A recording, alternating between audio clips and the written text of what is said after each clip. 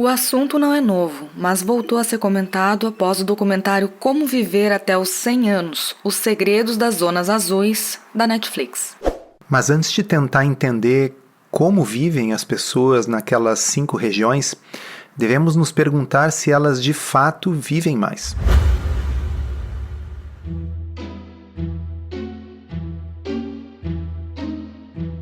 Comida sem filtro. Saúde, low carb, estilo de vida, evidências científicas e, claro, nossas opiniões. Toda semana um episódio novo e gratuito para você. Comigo, Dr. Souto. E comigo, Sari Fontana. Para ser avisado a cada novo episódio e receber as referências bibliográficas no seu e-mail, cadastre-se em drsolto.com.br/podcast.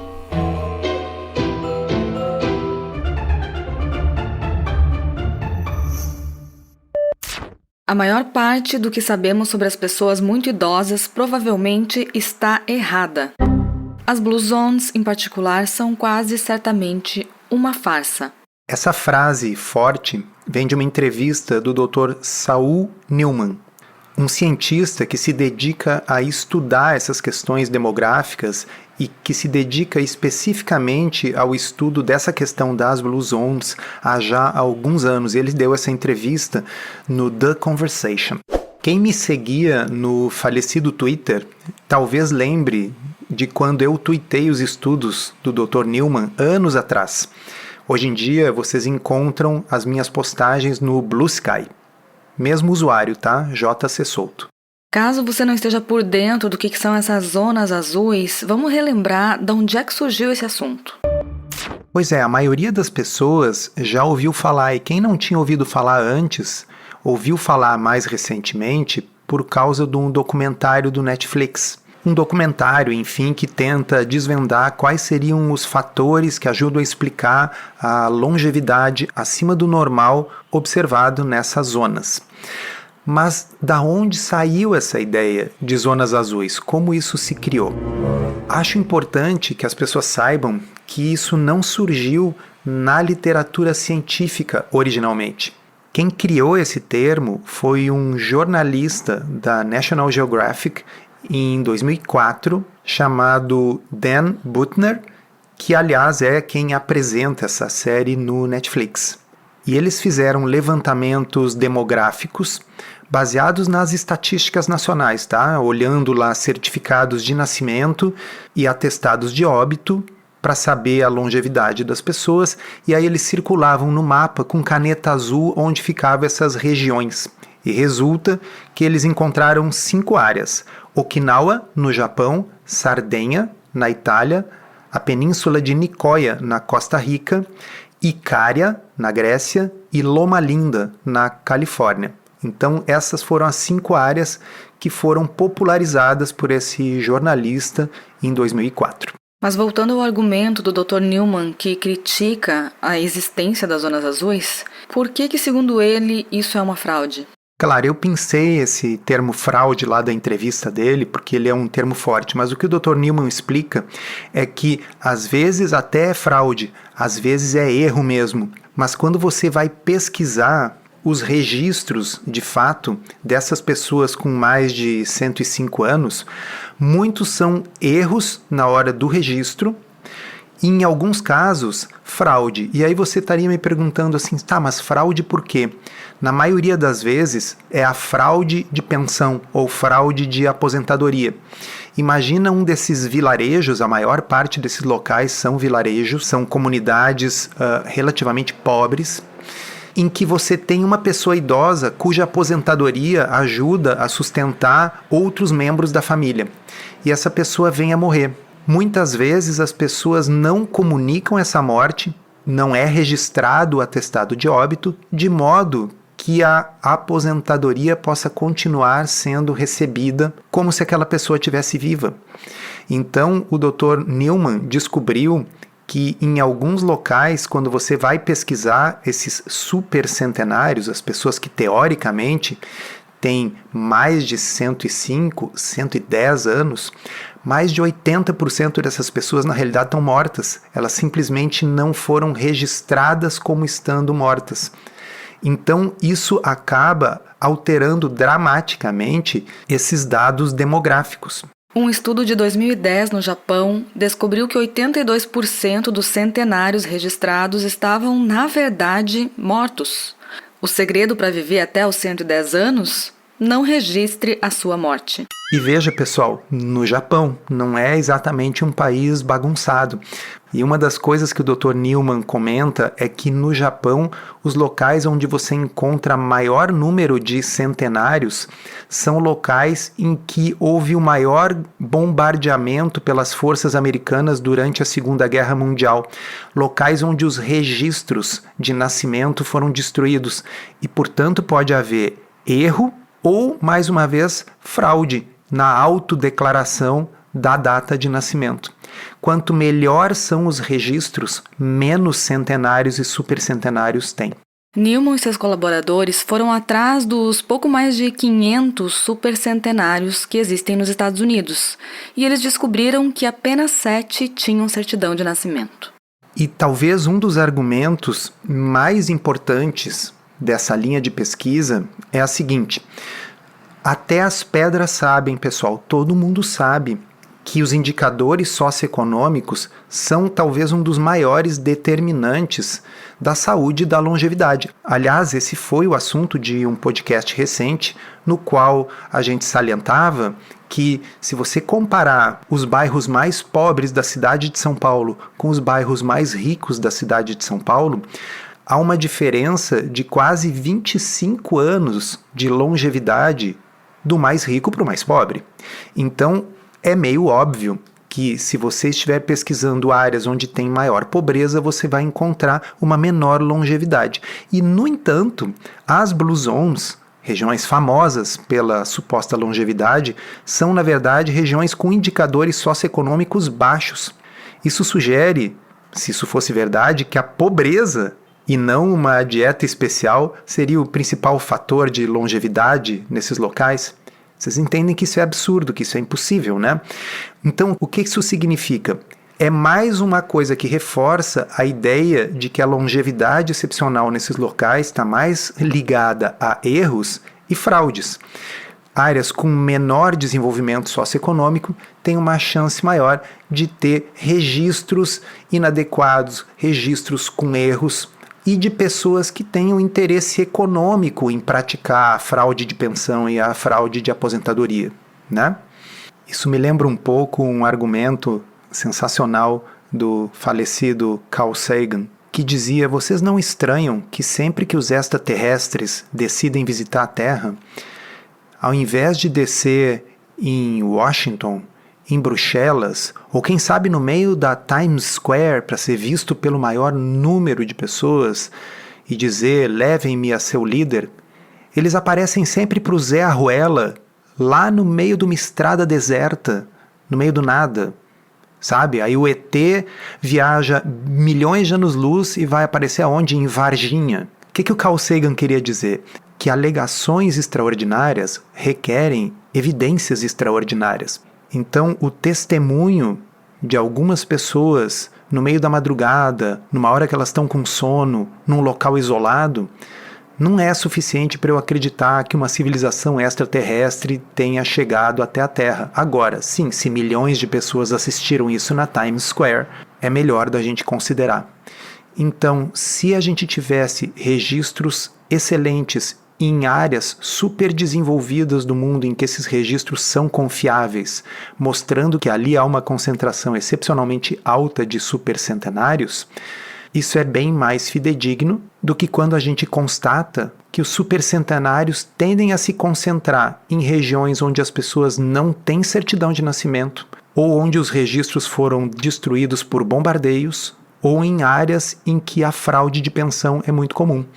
E falando sobre fraude, uma das coisas que esses pesquisadores identificaram é o seguinte, que os supercentenários têm uma concentração estatisticamente improvável de suas datas de nascimento em dias divisíveis por 5. E isso é um forte indício de data de nascimento inventada, porque, obviamente, os nascimentos são igualmente distribuídos em todos os dias do mês. Agora, a maioria de vocês que está me ouvindo quando escolhe uma data para o vencimento da fatura do cartão de crédito ou para o vencimento da conta de luz, não escolhe dias aleatórios. Pensem bem, se vocês não tendem mais a escolher dias divisíveis por 5. Então, quando você observa que as pessoas com até, 90 anos têm essas datas de nascimento completamente distribuídas de forma aleatória, mas que as pessoas com mais de 105 têm suas datas de nascimento divisíveis por 5, é um forte indício de que essas datas foram inventadas. E isso foi demonstrado por esses pesquisadores. Para reduzir a incidência desses erros, Newman defende o desenvolvimento de métodos biométricos para determinar a idade, eliminando então a dependência de documentos como a certidão de nascimento e o atestado de óbito. Segundo ele, essa é a forma pela qual a gente vai poder, enfim, entender a longevidade humana. É uma ideia maravilhosa, mas eu acho que a gente ainda está bem distante de poder ter esse nível de precisão de ano a ano, né? Coisas como datação de carbono, etc., elas dão uma margem de vários anos, né? Agora, o que o Dr. Newman defende é que talvez a associação de diferentes métodos permita reduzir essa margem e realmente ter uma forma objetiva de determinar a idade das pessoas, mais ou menos como a gente pode contar os anéis de uma árvore, por exemplo, para saber exatamente quantos anos ela viveu, sem ter que perguntar para a árvore. Como vocês sabem, eu gosto muito de podcast, mas o que eu gosto mesmo é de escrever. Tanto que eu lancei o meu livro em 2023, Uma Dieta Além da Moda, mas esse processo de escrever o livro fez com que eu tivesse que deixar o meu blog um pouco em segundo plano. E uma forma que eu encontrei de retomar a constância nas publicações do blog foi criar uma área de membros do blog Ciência Low Carb. A área de membros funciona num sistema de assinatura com recorrência mensal ou anual, e nesse espaço eu coloco conteúdo novo semanalmente sobre saúde, alimentação, estilo de vida, ciência, emagrecimento, sempre com um olhar crítico e trazendo o que tem de mais atual para vocês. E ali também eu concentro as minhas interações com os leitores. Então, muito obrigado a todos os assinantes que viabilizam a continuidade desse trabalho que eu tanto gosto de fazer e que me permitem dedicar parte do meu tempo de consultório para isso. Quem quiser saber mais, é só acessar drsolto.com.br, clicar em área de membros e lá no final da página vocês vão poder ver os títulos e a prévia de todas as postagens que já estão lá. Mas vocês devem estar perguntando, afinal, qual é a importância disso tudo, por que a gente está tocando nesse assunto. É porque eu vejo repetidas vezes essa história das Blue Zones sendo utilizada como uma forma de apregoar que determinada dieta é melhor do que outra, ou que a gente deve evitar determinados alimentos, porque a gente precisa comer de forma mais parecida com o que as pessoas comem na Sardenha ou em Okinawa. Que, a propósito, segundo esse pesquisador do documentário, são dietas baseadas em plantas. E com bebida alcoólica, né? Porque tem vinho. O fato é que sempre foi um argumento extremamente fraco, porque baseado em estudos de epidemiologia nutricional, a mesma coisa que a gente sempre bate o martelo aqui, mesmo que fosse verdade que nestas áreas do mundo se vive mais do que nas outras, há um sem número de coisas que podem explicar isso, mas o pessoal gosta muito de dar uma ênfase especial na dieta. Agora imagina quando a gente leva em consideração que talvez a premissa básica por trás de tudo isso, de que se vive excepcionalmente mais nesses locais, não seja real. Então, eu acho muito interessante essa linha de trabalho do Dr. Newman. Ele não é o único, mas ele é o principal que estuda isso, para chamar a atenção de que a gente precisa ter um pouco mais de ceticismo, sobretudo quando a gente está falando de dados demográficos, epidemiologia nutricional, coisas baseadas em questionários e métricas aferidas por certificados de nascimento e atestados de óbito. Acontece que, sim, se você estiver olhando dados na Suécia, na Dinamarca, na Suíça, são muito confiáveis os registros de nascimento e os registros de morte. Mas, como diz o Dr. Newman, Justamente, curiosamente, você vai encontrar as pessoas que vivem mais em locais que têm registros bagunçados ou não existentes ou destruídos por guerra e em locais muito pobres. É como os ETs, que insistem em visitar apenas Varginha. Isso deveria já ter levantado a suspeita da maioria das pessoas. Eu acho que não levantou porque as pessoas gostam de uma história bonita, elas gostam de uma história edificante, de que, nossa, se você viver como aquelas pessoas, comer como elas, você vai viver até os 110 anos. Isso é muito mais legal do que simplesmente descobrir que você foi atrás de 500 pessoas nos Estados Unidos que tinham mais do que 100 anos e descobriu que mais de 80% delas não tinham certidão de nascimento. E a gente aproveita para avisar que nas próximas 2 semanas a gente vai ter um pequeno intervalo de férias, então vocês podem esperar algumas reprises de episódios anteriores que fizeram bastante sucesso e vale a pena relembrar. Bem, pessoal, como muito disso é contraintuitivo, eu imagino que vocês vão querer ver as referências bibliográficas. Como de hábito, elas vão ser enviadas para quem tiver inscrito em drsolto.com.br/podcast. E como bônus, para aqueles de vocês que falam em inglês, eu vou anexar aqui no final do podcast um podcast em inglês sobre o assunto. Esse podcast em inglês foi baseado nas mesmas referências bibliográficas e eu não vou dizer para vocês de onde ele veio.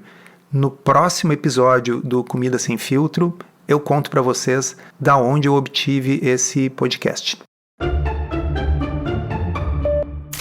You know those birthday cards that say 100 years old and still going strong? Yeah. I always see them in the store. Yeah. And kind of wonder about that. Like, Yeah. how do people actually live that long? Yeah. Well, today's deep dive is going to be interesting Okay. because we're talking about those people, those really old people who live past 110 feet. Yeah. The super centenarians. Right. You know, it's funny. We're so fascinated by how long they live. Yeah. But the data on these people, Yeah. it's not always as good as you might think. Oh, interesting. Yeah.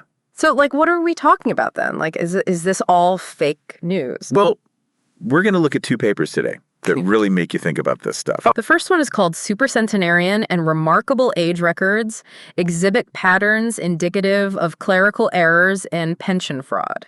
Wow. Okay, so that title, it's a mouthful, It is a mouthful. but it sounds like it might be juicy. Yeah, it is juicy. It really argues that some of these ages Yeah. are not what they seem. Could be mistakes. Okay. Could even be lies. Lies. Okay, hold on. What do we mean by pension fraud, though? So think about it. Back in the day, especially in places that didn't have really good record keeping, Okay, yeah. it could have been really useful to say you were older than you were. Right, yeah. Maybe to get money, you know? Oh, like a pension? Exactly. Like someone might pretend to be a dead relative Oh, wow. to collect their pension. And as time goes on, Right. those little lies, they can really add up. Yeah, it'd be hard to untangle that later. This. And then we wouldn't actually know how many people were living to these really old ages. Right, the numbers would be all messed up. So, okay. So it's kind of like a big game of telephone, but with people's ages. Kind of, yeah. And there's actually some pretty convincing evidence in this paper to back up this theory. Okay, well, let's hear it. Like, what kind of evidence? Well, for example, the paper talks about how the number of supercentenarians in the U.S., Okay. it really dropped Yeah. once we started using birth certificates all the time. Oh, that makes sense. Yeah, Yeah. Like, harder to lie about your age when you've got that piece of paper. yeah. Okay, so that's one thing, but there's got to be more, right? Well, Like, there's more. okay. This is interesting. Yeah. The paper also points out that there are way more supposed supercentenarians in places where people generally don't live as long. Oh, that's weird. Right. It's like the opposite of what you'd expect. Totally. And these places, they often have more poverty and worse record keeping, too. Huh. So it doesn't really add up, does it? Not really. Yeah. Makes you wonder if those long lifespans are actually because of something else entirely. Yeah. You know, what's funny, too, is What's that? I was reading this paper, and they talk about how a lot of these supercentenarians, Uh-huh. their birthdays are like on the first of the month. Oh, really? Yeah, or like a number that's divisible by 5. Interesting. So I don't know if it's just weird, right? Makes you wonder if someone was like, close enough. Yeah, like they were just making it up as they went along. Yeah. Rounding up. Yeah, exactly. It makes you wonder. It does. And I think what all of this really shows is Yeah. that we can't just trust old documents, Right. especially when we're talking about ages that are, really, really old. Right. It's not like we can go back in time and check. Exactly. Yeah. So we need a better way to figure out how old people really are, especially as we get into these like uncharted territories of lifespan. Yeah, that's fascinating. Okay, so we've got this idea that maybe some of these supercentenarian records, Right. they might not be as accurate as we thought, Yeah. but this paper had even more to say about this. Oh, yeah, there's more. And it even calls into question the most famous supercentenarian case of all time. Oh, wow. Okay, who are we talking about? Okay, so who are we talking about here? Jeanne Calment, the French woman who lived to be 122. Yeah, Jeanne Calment. Practically a legend. Right. Everyone knows about her. Exactly. So what are they saying about her? Well, Yeah. the second paper we're looking at, Okay. it's called The Dynamic Upper Limit of Human Lifespan. Okay. And they actually suggest that even her record might not be totally accurate. Wait, really? Even Jeanne Calment? Even Jean Colbert. Yeah. There's been some debate That's- about whether her records might have gotten mixed up Oh, wow. with her daughter's records. So they're saying it's possible she wasn't actually 122 years old. Yeah, it's a controversial idea, Yeah. but it really makes you think because if even the most famous case, Right. like if that could be wrong, Yeah. what does it mean for everything else we think we know about how long people can live? It's true. Like, if her age was wrong, it kind of throws everything into question. Yeah. It's like finding out that the rule you've been using your whole life is actually like an inch too short, Yeah. you know? Yeah. Suddenly you're like, wait a minute, what else have I been measuring wrong? Exactly. And I think that's a good place to move into part 3. Okay. Yeah. So we've got all these supercentenarians, maybe, and even Jeanne Calment's age isn't a sure thing anymore. Right. It's kind of wild when you think about it. It is. But like, what does this all mean for us? Well, I think the biggest thing is that we might need to rethink how we study aging. Okay, how so? Well, if the data we're using to figure out what makes people live longer, Right. if that data's wrong, then our conclusions could be wrong too. That makes sense. I mean, Sure. we talked about those blue zones before. Right, the places with all the centenarians. Yeah, exactly. Yeah. What if those places are just really good at record keeping or something? It's possible, isn't it? And then all this research on diet and lifestyle, Yeah. it might not be as relevant as we thought. Wow. That's a really different way of looking at it. Right. And then there's the whole pension fraud thing. Oh, yeah, definitely. Like, it's not just about the numbers being wrong. Right. It's about people maybe taking advantage of the system. Exactly. And that's a big deal, Yeah, for sure. Yeah, especially for the people who really need that support. absolutely. Yeah. So what can we do about it? Like, how do we even start to fix this? Well, both of the papers we talked about today, Yeah. they suggest we need a new way to figure out how old people are.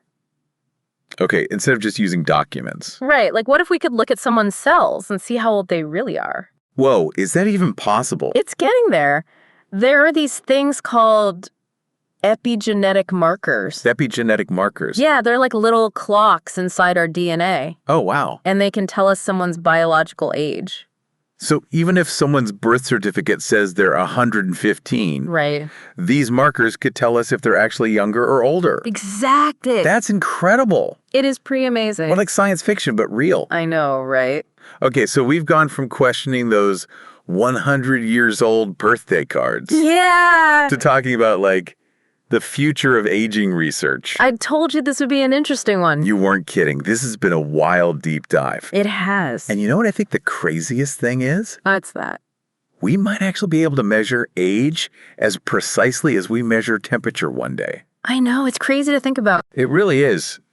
It makes you wonder. What's that? Like, if you could take a test tomorrow Yeah. and find out your real biological age, would you want to know? Even if it meant rethinking, Yeah. your whole life. It's a big question. It is. And that's something to think about. Definitely. Well, that's all the time we have for today's deep dive. Thanks for having me. Of course. And thank you all for listening. Encerramos assim esse episódio do Comida Sem Filtro, que foi idealizado, roteirizado e produzido por nós. Se você gostou, divulgue para os seus amigos e inscreva-se na sua plataforma preferida para não perder nenhum episódio. As informações contidas neste podcast são apenas para fins informativos e podem não ser apropriadas ou aplicáveis às suas circunstâncias individuais. Este podcast não fornece aconselhamento médico ou profissional e não substitui a consulta com um médico ou nutricionista. Não use este podcast para diagnóstico ou tratamento médico. Qualquer sugestão é apenas uma recomendação geral, que não é específica para qualquer pessoa ou doença em particular.